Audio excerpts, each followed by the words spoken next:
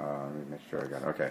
Anyway, so basically, I got we all put on our brave face, our proud face when we're being interviewed, of course, on camera, and he does that nicely when you say to him at one point during the interview, "So what are you? What are you gonna do if fortune turns against you and you're found guilty?" And he says, "I'm going to be somebody's bitch. I'm going to be, with Bubba." And he laughs about it and chuckles, which I presume is a covering thing that he's actually terrified about it. I have my own theory about that, which is, yes, of course he was terrified, but I actually think in that moment, and that's sort of why I finished the film with that, right. I think that in that moment, he felt a joke coming on. And Phil doesn't censor himself. This is one of his hardships. And he went for the joke. And I said to him, as soon as I turned off the camera, I said, "Are you out of your mind?" Of course. I said, "Don't you realize that at some point they might subpoena this footage? And they're going to jump on this thing of you saying, they'll put me in a cell with Bubba and he'll tell me an asshole. And they're going to show that to the jury, and the jury's going to convict you right away because you're making fun out of the fact that you got convicted of murder. You're making a crack. No, he's not. He's making light through humor of the horror of being. We know that, but juries. Every time a politician thinks the mic is off and says something which we would laugh at together. But it always gets grabbed, and it would have been a perfect thing for the prosecution to say, "Look, this guy, there's a dead woman in his house, and he's not even, he's cracking jokes." Right. Okay, that's all I meant. Because what I learned from him is he's got a fantastic, wicked sense of humor. Right. Now, I come out of British culture, where gallows humor, black humor, ironic humor runs pretty deep. Right. So one of the things I learned very quickly working with Phil is that he's got that kind of dark, wicked humor, which lends itself to being misunderstood by 80%, 90%. Maybe what one might call the bourgeoisie, or should we call, the criminal justice system. Right. And you get to his house, you get to the castle, and there in big letters on the left on the wall is Phil Spector's Pyrenees Castle, and I just thought, wow, what a sense of humor. Right. I thought he was a funny guy. And, that's why I asked him about the hair. Because I said, I saw that picture and I thought, here's a guy with a sense of humor. And the fact is, he says, what he said to me was, look, it was a nothing hearing. I went down to this hearing and everyone's bored, so I thought I'd liven it up. I thought, it could put a smile on people's face. I had no idea it was going to play like that, And I have that bit in the film where he says, I thought it was humorous, but I didn't think it was going to be taken as Jay Leno saying, "I look like I'm." So I think what happens with him is that the sense of humor takes over the part of the brain that other people would say better tread carefully here, and that hasn't helped him at all. Now that doesn't justify lots of other stuff, but just you asked about the humor. Now, if Errol Morris had directed this film, Yeah.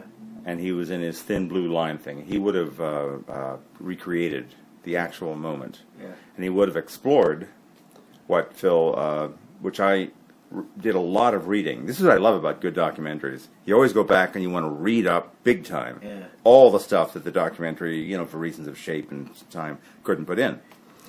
I never found what his scenario, what actually supposedly happened. I presume it was something along the lines of, it was a kind of a put on, a game. It was a stupid thing. I'm going to pretend to give oral sex to the gun the woman was ostensibly doing, and it accidentally went off. Is that what he said? Because I couldn't find what he actually claimed happened.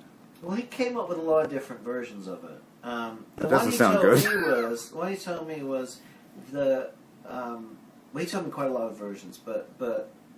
Well, doesn't that in itself say that he's full of shit if he's calling a lot of versions? Like he says his father shot himself when he was 6? And in fact, his father gassed himself when he was 10. I thought he shot himself. No, he didn't. It was hose in the garage in the car.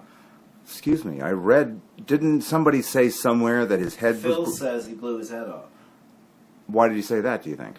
Because it's... Here's the thing about Phil. He believes everything. This is me, you know. I think he believes everything as he says it. Okay. But what's really interesting is there's always a kernel of truth. So while he'll come up with a version which is, I was 5 or 6 when my father died, he blew his head off. In fact, he was 9 or 10 when his father gassed himself. Nevertheless, the emotional truth is, his father killed himself. So in a way, it's still true. Yeah. But it's not factual.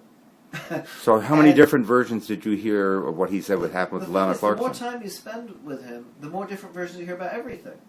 But so what I'm interested in is, where's the kernel of truth in there? I wasn't concerned with trying to nail him down to, like, well, that's not true, Phil, or I've heard you tell that version twice. That wasn't my interest. My interest was in exposing me and the audience to the way his brain works. I understand that part. I wasn't going to do any judging. I really just wanted to know what it felt like to be him. I'll go back to the Lana Clarkson thing.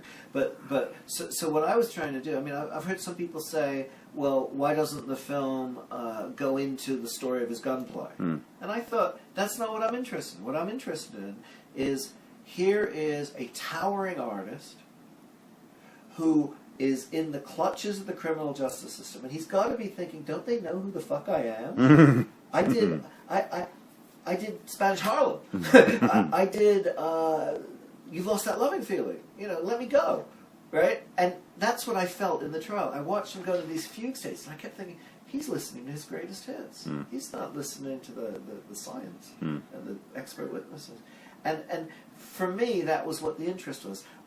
The overlap, or not, between, we have a cult of the genius, we have a cult of the artist, and Oscar Wilde ran into this. He thought, when he went down to the courtroom in 1895, if he cracked wise and witty and did epithets, whatever, epigrams, right. that, and if the jury and everyone was laughing and stuff, I mean, the people in then he'd be let off, because he was a wit.